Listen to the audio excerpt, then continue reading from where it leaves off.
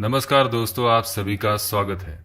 जैसे कि हम सभी जानते हैं कि श्रावण का माह शिव भक्ति का एक उत्सव माना जाता है। इस माह में पूरा संसार जैसे शिवमय हो जाता है और इसके साथ ही श्रावण माह की पूर्णिमा पे रक्षाबंधन का उत्सव भी मनाया जाता है। पर क्या आप जानते हैं रक्षाबंधन का पर्व कैसे शुरू हुआ? किस प्रकार एक भाई अपनी बहन को रक्षा का वचन देकर उसके लिए प्रतिबद्ध हो जाता है? आज हम आपके लिए शास्त्रों और ग्रंथों से रक्षाबंधन पर्व की और इसमें शिव महिमा की ऐसी एक कथा लाए हैं जिसे सुनकर आपको रक्षाबंधन पर्व का असली महत्व समझ में आएगा।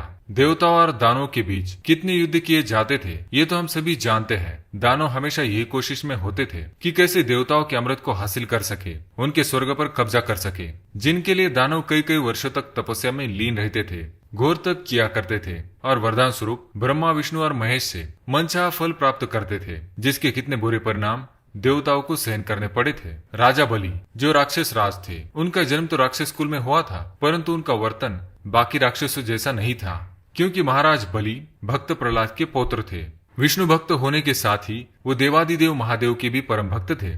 महादेव की भक्ति से उन्होंने कई सारी सिद्धियां हासिल कर ली थी। राजा बलि ने 101 यज्ञ संपूर्ण करने का अनुष्ठान किया था। तब देवताओं को ये चिंता होने लगी कि अगर राजा बलि ने यह अनुष्ठान पूर्ण कर लिया तो उनके हाथ से स्वर्ग और अमृत दोनों ही राक्षसों के पास चले जाएंगे, जिससे दानव पृथ्वी पर आतंक मचा देंगे। इसी द्विधा के हल हेतु सब देवतागण श्री हरि विष्णु के पास उपस्थित होते हैं। श्री हरि विष्णु देवताओं की बात सुनकर राजा बलि के पास एक बटुक ब्राह्मण के रूप में जाते हैं। क्योंकि राजा बलि को महादानी भी कहा जाता है, इसलिए उनके द्वार पर आए किसी भी याचक को वो खाली हाथ जाने नहीं देते थे।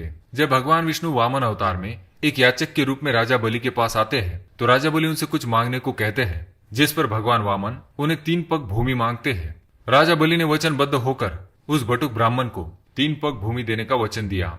राजा बलि से वचन प्राप्त करते ही बटुक ब्राह्मण वामन ने विराट रूप धारण कर लिया। उन्होंने एक पग में स्वर्ग, दूसरे पग में धरती नाप ली। अब वे तीसरा पैर कहाँ नापते? तब राजा बलि ने अपने वचन का पालन करने हेतु तीसरा पैर उन्हें अपने सर पर रखने दिया। राजा बलि की दानशूरता देखकर भगवान विष्णु उन पर प्रसन्न हुए और उन्हें वर मांगने को कहा। तब राजा बलि ने भगवान विष्णु को ऐसा वर मांगा जिसके कारण भगवान विष्णु को वैकुंठ त्याग कर पाताल लोक में पहरा देना पड़ा।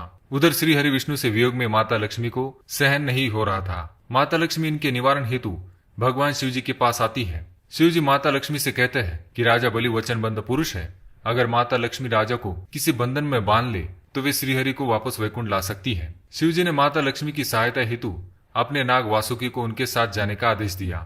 माता लक्ष्मी पाताल लोक पहुंचती है और एक नाग कन्या का रूप धारण करती है। वे राजा बलि के पास पहुंचती है और उनसे सहायता के लिए अनुग्रह करती है और वासुकी जो उनकी सहायता हेतु आए थे वे एक रक्षा सूत्र में बदल जाते हैं और माता लक्ष्मी राजा बलि को ये रक्षा सूत्र बांध देती है। राजा बलि माता लक्ष्मी को वचन देते हैं कि वे सदैव उनकी रक्षा करेंगे और उन्हें मनचाहा फल प्रदान करेंगे। तब माता लक्ष्मी अपने देवी स्वरूप में आती है और उनसे श्रीहरि को मांग लेती है। तब राजा बलि उनसे कहते हैं कि आज से जो भी स्त्री किसी पुरुष को रक्षा सूत्र बांधकर मन से भाई मानकर अपनी रक्षा का वचन मांगेगी तो भाई बहन की रक्षा करने के लिए बंधन में बन जाएगा और वासुकी नाग रूपी रक्षा सूत्र हमेशा भाई की कलाई पे बांधने से भाई की सारी बलाएं टल जाएंगे।